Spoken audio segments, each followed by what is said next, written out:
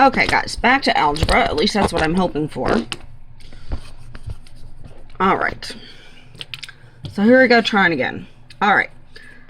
We talked about vertical angles and how they equal each other. Now, let's see if you can figure out what these guys are going to be. Okay?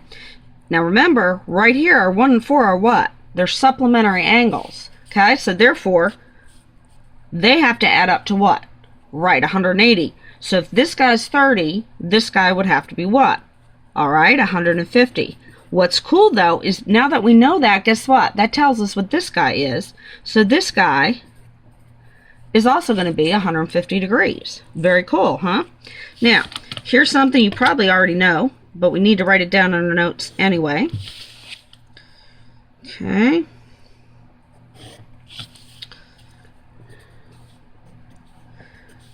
Okay, and that is when you have angles that lines, I'm sorry, I misspoke. When you have lines that intersect with each other and form right angles, these are called perpendicular lines. And of course, that means that we don't even hardly have to think what are the measurements going to end up being. Right, they're all going to be 90 degrees. All right, we have to look at one more thing before we can start homework, so stay with me. All right, excuse me, that's my tape. I'm having to tape my phone to the overhanging arm because I don't have one of those cool little things that you put your phone onto. So that's also why you heard all that interesting noise when I got the phone call. All right, anyway, next we're going to look at what are called parallel lines. And you might already know this. Parallel lines are two lines that, even though they're going to go on forever in both directions as lines, they are never going to cross each other. In other words, they are always the exact same distance apart from each other. Now, if you have something that crosses parallel lines, or actually crosses any two lines at all, it's called a transversal. And in fact, let's write that down. Okay, so a transversal is a line that intersects two other lines. All right, and something cool happens when it happens to intersect what are parallel lines. I'm going to go ahead and do my little number trick again. All right, so here's my first question to you. Can you tell which lines are going to be supplementary? All right, 1 and 2, okay, 1 and 4, 4 and 3, 3 and 2, and guess what down here? 5 and 8, 8 and 7, 7 and 6, 6 and 5. All right, now we have to know a few more interesting terms for things. All right, so here's the first one. 3 and 5, okay, and 4 and 6. Notice how they're inside the parallel lines, but on opposite sides, kind of catty-corner from each other. All right, these are called alternate. That's because they're on opposite sides, so they alternate.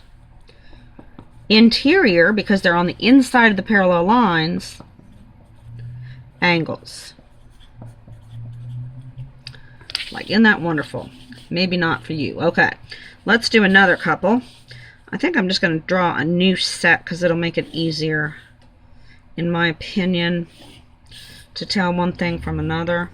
All right, so we're going to do something very similar here. We have our parallel lines, we have our transversal. We're going to do the same numbering system. All right, but now what we're going to do is, instead of looking at the interior lines, we're going to look at the interior angles rather, I'm sorry. We're going to look at the exterior angles. So in this case, 1 and 7 and 2 and 8. Okay, I should give them a different shape, shouldn't I? Yeah, I did that better the first time. These are what are called alternate. They're still alternate because notice they're on either side. They're alternate, but they are not on the inside, they're on the outside. So instead of interior, we call them, any ideas? There you go, exterior angles. Okay, and now, promise, absolutely last of these mind-numbing figures. I'm going to do one more set of parallel lines and a transversal. Hang on. At least you'll know parallel lines and transversals by the time I'm done, huh? Okay, let's do this guy.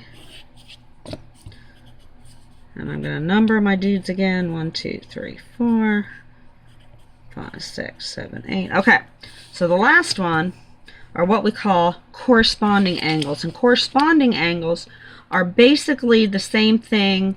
Well, they're going to be the same measure, okay? I don't think I said that very well. But watch what I'm talking about. 1 and 5. Do you see how they're the same shape here? Same shape and size? So what that means is, if angle 1 is, let's say it's 70 degrees, angle 5 is going to be what? 70 degrees, okay?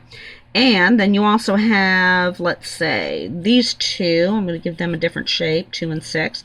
Again, see how they're basically the same shape, same direction and everything? And again, if this guy is, let's say he's 120, what is 6 going to be? He's going to be 120. All right, can you find there's 2 more sets of, these are called, let's see, I'm going to write it over here, corresponding angles. They're called corresponding because they are the exact size and shape because of the way the transversal hits the parallel lines. All right, so what are the other corresponding angles? Okay, they would be, let's see, let's use triangles. 4 and 8, and I'm going to use a cloud. 3 and 7. All right, I know, really mind-blowing. Now, I'm going to try to help you some with some of the homework coming up, but you're going to want to keep your notes or your book or both next to you so you can refer to them. Okay, I'm going to do my funny little noises here in order to stop the video for right now. I'm going to do a new one for the homework.